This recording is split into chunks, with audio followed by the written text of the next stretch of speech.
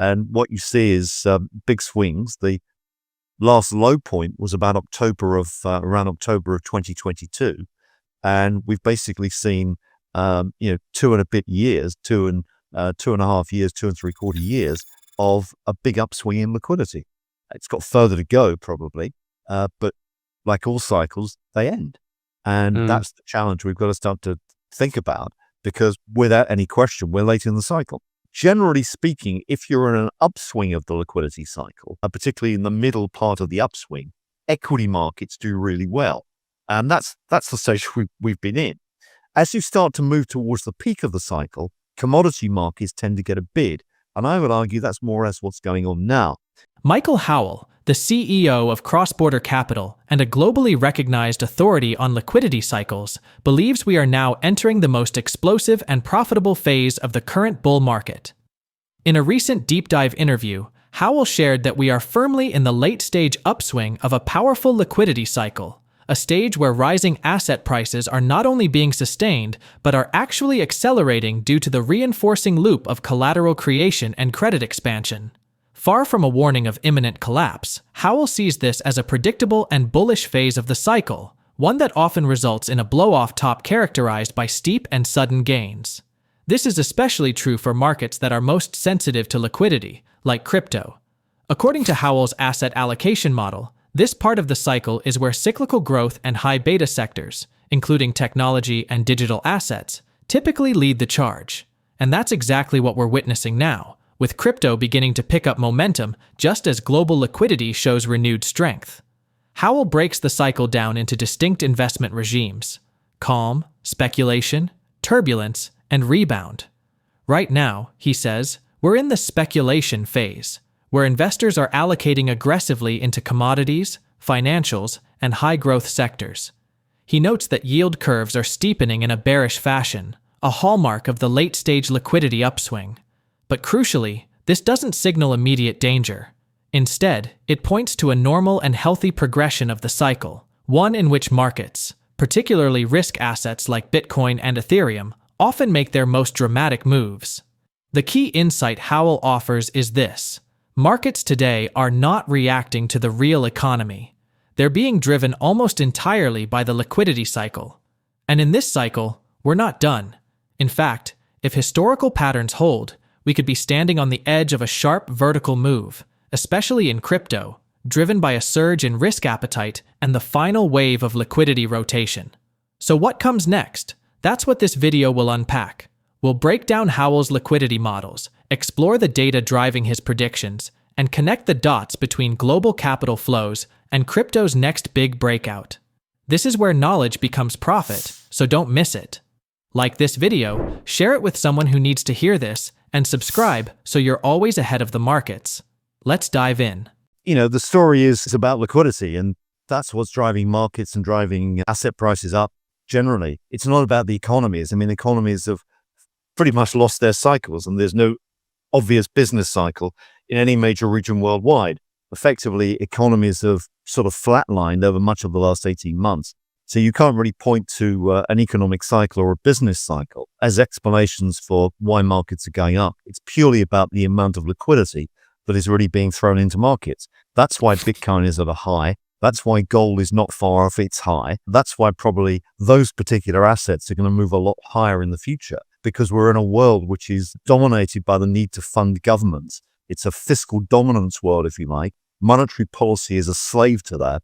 And what you're seeing is more and more evidence every day that, government spending is out of control in every region worldwide. A number of governments have got significant challenges ahead. And the only way really out of that is to either print money or find sort of more nefarious means of actually raising revenue, whether it's, wealth taxes or whatever. It's a world where you've got to think seriously about how to protect your wealth. We're in a new abnormal, if that's the right way of putting it. It's a world which is characterized by debt and the need to refinance debt. And that's really the key point. One of the things we've been making the point over the last few years is that financial markets today are not about raising new capital for new projects, new investment projects.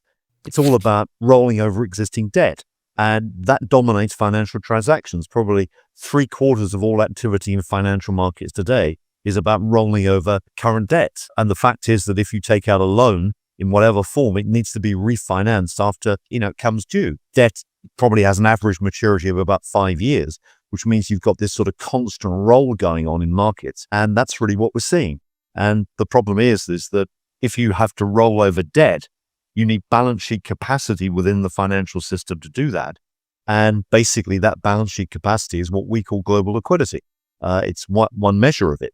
And so the global liquidity cycle that, that we see, and you can see a chart of the global liquidity cycle, which we can put up, which is showing the sort of regular movements in the cycle of flows. That is a debt refi cycle. It's basically moving with a similar duration or similar frequency of the maturity of debt, about 5 to 6 years. And what you see is big swings. The last low point was about around October of 2022. And we've basically seen, 2 and a bit years, 2.5 years, 2.75 years of a big upswing in liquidity. It's got further to go probably, but like all cycles, they end.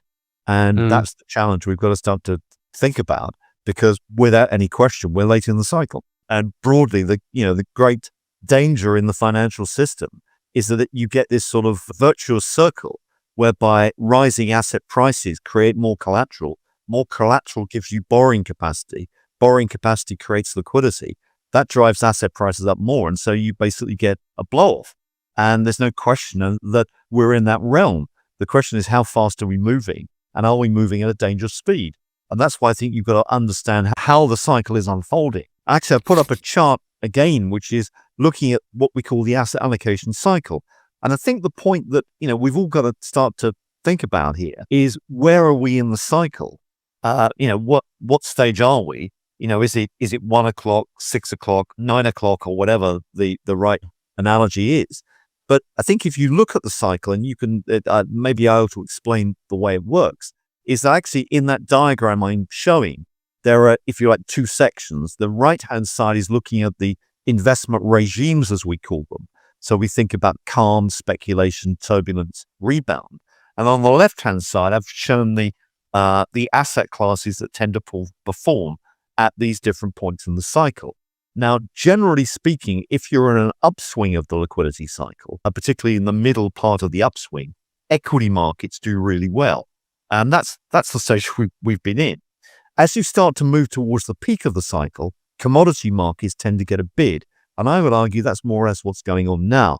As we start to inflect downwards, in other words, as the liquidity cycle tightens, you basically want more cash or more defensive investments. And then when we get towards the trough of the cycle, you want government bonds. And then the cycle restarts with equities again. Now, if what you can do is think about where we are in that cycle, and you can try and associate the performance of different asset classes with the positioning in the cycle.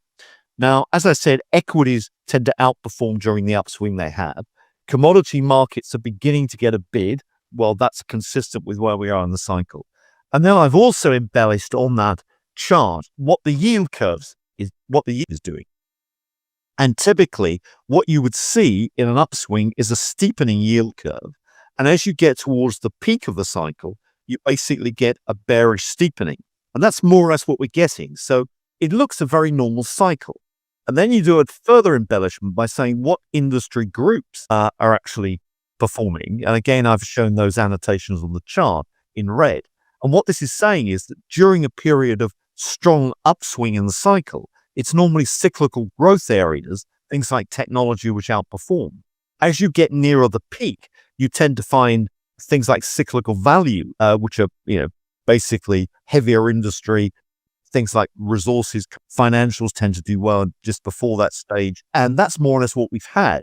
So I think if you start to look at the performance of asset markets, what you find is that they're not related in any way at all to the real economy, because we haven't got a real economy cycle, but they're actually related exactly to the liquidity cycle. And that's what's driving everything right now.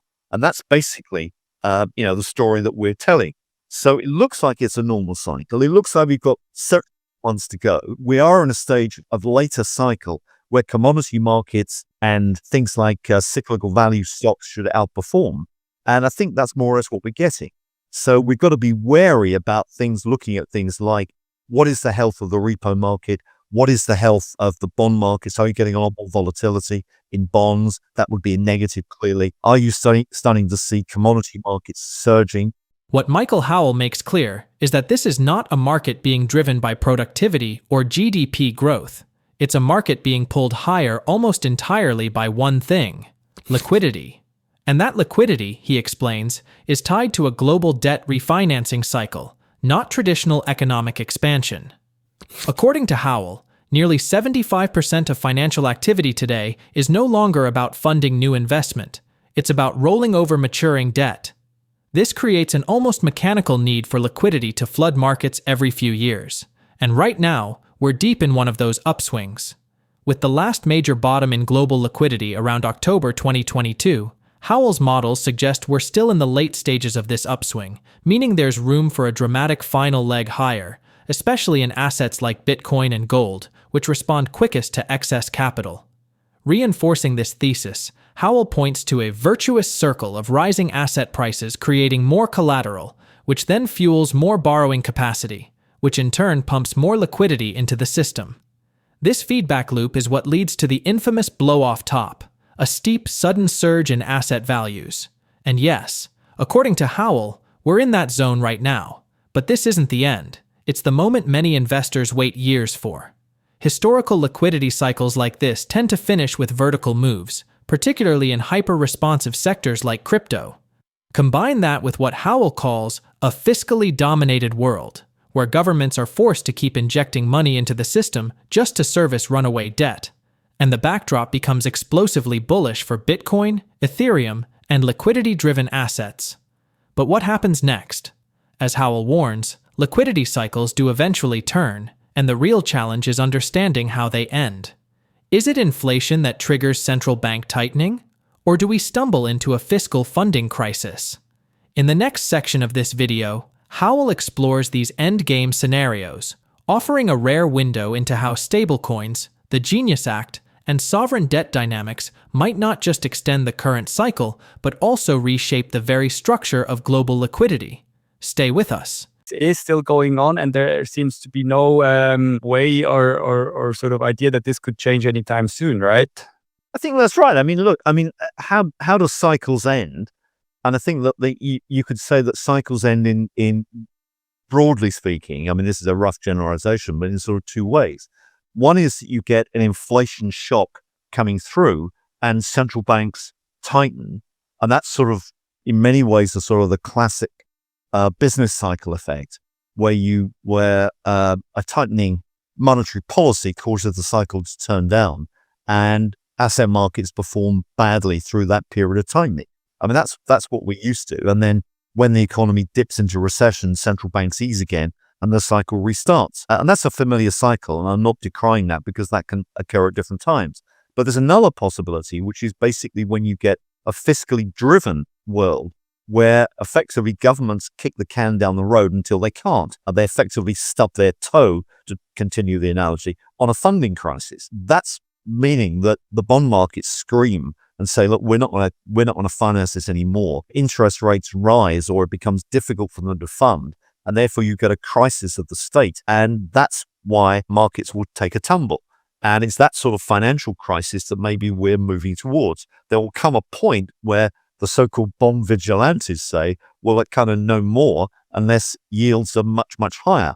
And that, I think, is the concern we've got. And I think on that regard, one's got to look pretty carefully at countries like Japan, which were kind of first down this road of fiscal largesse, printing money and whatever, and look at what's happening to the Japanese bond market. And it's that which I think is going to be a bellwether, because if Japanese yields rise, they could be a sort of cascade effect or domino effect on the world, given the fact that Japan is a major source of world savings. And if Japanese interest rates at the long end of the bond market start to go up significantly, then I think you've got maybe a knock-on effect worldwide, which will then start to expose the inability of Western governments to actually fund themselves domestically. The US would run into a problem. Japan, we know, is a big holder of French bonds. That could be an issue. Maybe dear old Britain which is always a calamity or disaster in these occasions, ought to be looked at pretty closely, because you've got a socialist government who seems not to understand anything about financing and budgeting, and that is spending and hoping for the best. And then they're going to start, increasing the tax take. So good luck with that, because it just won't work. What do you make of this Genius Act that has just recently been passed in the US? Well, I think it's okay. It's clearly a very interesting act, and I think that on the face of it, it offers quite a lot. I think the actual implications are going to be complex, and I'm not fully sure that I've sort of thought them through properly. But there are a number of issues which really come out of this, and one of them, let me just sort of run through, which I think are sort of the relevant points. The first thing is that it provides an avenue or an opportunity for the US government to fund itself. That's for sure, because stablecoins, regulated stablecoins, will have to own a lot of government securities, and they will have to own a lot of short-dated government securities. And we can debate how much, but it's probably in practice they're going to be something like 90% backed by Treasury securities in some form. So this is actually a significant funding opportunity for the US Treasury. And if people's expectations of the growth of stablecoin, which are currently about 250 billion, but people have said they could easily go to 2 trillion, 3 trillion, that's a lot of funding that would help the US government without any question. Now, it's probable that they would displace money market funds, and so money market funds would not be buyers of treasuries. And so it's a little bit swings or roundabouts. But one could assume that there's actually a net benefit overall, particularly if stablecoins are used internationally. If you go down this route of looking at the international implications, it's because the US is sort of first off the blocks here with these stablecoins. Things like Tether and Circle could be held more widely in the international arena. And if you start thinking about this, even though they don't pay interest, which is, kind of a moot point here, they could still challenge the role of international currencies, particularly the euro. So in many cases, if you get a very strong development of the US stablecoin industry, it's the euro which, ironically, could be one of the casualties. I'm not saying, wholesale, but it could dent the performance of the euro if you start to get stablecoins being used. Now, there's been a lot of wild talk about stablecoin as replacing or something akin to the euro-dollar markets in the 1970s. And for those that are not familiar, the euro-dollar markets were basically offshore pools of dollar deposits that were unreserved and basically had a very big credit multiplier. And so they allowed dollar liquidity to grow phenomenally in the world economy through the 70s and 80s. And the euro-dollar markets, which are, have been eclipsed since, but they were a major source of liquidity provision. Now, forget that, because stablecoins are not in that same position. They're not banks. They cannot create credit per se. They can issue some amount of credit, but they're not net credit providers. What stablecoin do is to expand liquidity, in the system. In other words, they're increasing the supply of short duration assets, but they're not net credit creators. You still need banks to do that. So some of the wilder expectations are not there. Nonetheless, it's still a positive, I think, both for liquidity in the world economy, because clearly the more stable coins there are, the more ability the private sector has to transact. And that will likely come through, in particular, things like Bitcoin, because stable coins are an integral part of that whole universe. So I think that it's generally positive for that area of the market. I think in terms of the integrity of the dollar and the wider financial system, these are actually big positives. And I think it enhances the role of the US dollar. It enhances the role of the US financial system. Partially what we've been saying about the loss of confidence because of Trump's statements. But the clear evidence is that if you start to drill down and look at things like relative term premia on US bonds, vis-a-vis German bonds, vis-a-vis Japanese government debt, whatever, there is absolutely no evidence that the integrity of the US bond market has been dented by what's happened in the last 6 months. US, if anything, have actually fallen relative to the Bund and relative to the Japanese government bond. And if you look at more complex calculations, such as what academics call the convenience yield on US treasuries, actually that convenience yield showing the safe haven value has actually gone up in the last 6 months, not come down. So there's no evidence at all that the US dollar has lost its safe haven qualities, as the media like to tell us, but that is simply wrong. Why the dollar is weakening is because of a shift in the monetary fiscal policy mix. Purely the fact that I think it's because the US economy is slowed vis-a-vis the rest of the world, because the fiscal program under Biden was slowed down temporarily when Trump came in. And secondly, because the Federal Reserve has injected so much liquidity in the last 6 months as the debts have been imposed. So one would expect, looking forward, some stability in the dollar over the next 6 to 12 months. Michael Howell's closing analysis moves beyond traditional macro and into the structural transformation of how governments are now managing their liquidity needs. His take on the recently passed Genius Act is revealing. By formalizing the role of regulated stablecoins in financial markets, the US has essentially opened a new channel for Treasury funding. More importantly for crypto, stablecoins now serve as a liquidity amplifier. Howell notes that a surge in stablecoin issuance is likely to disproportionately benefit Bitcoin and Ethereum, which already rely on stablecoins for much of their trading and settlement volume. If global stablecoin adoption jumps from $250 billion to several trillion, as some analysts predict, this could unlock a powerful new liquidity channel that feeds directly into crypto, further intensifying price action during the current blow-off phase of the bull market. What's remarkable is how closely this aligns with Raoul Pal's banana zone thesis. Pal argues that late-stage bull markets, especially in crypto, end with vertical face-melting rallies driven by narrative, momentum, and excess liquidity. His timing? Also pointing to late 2024 through early 2026. Both Howell and Pal, from very different frameworks, are now converging on the same conclusion. We're heading into the most aggressive part of the cycle. For Howell, the data comes from cross-border liquidity flows and debt refinancing needs. For Pal, it's about network adoption curves, reflexive psychology, and ETF-driven retail participation. The bottom line? Whether you believe in macro liquidity models or exponential tech narratives, they both lead to the same place: a massive breakout in crypto. So if you've been on the sidelines or second-guessing the noise, this is the time to pay close attention.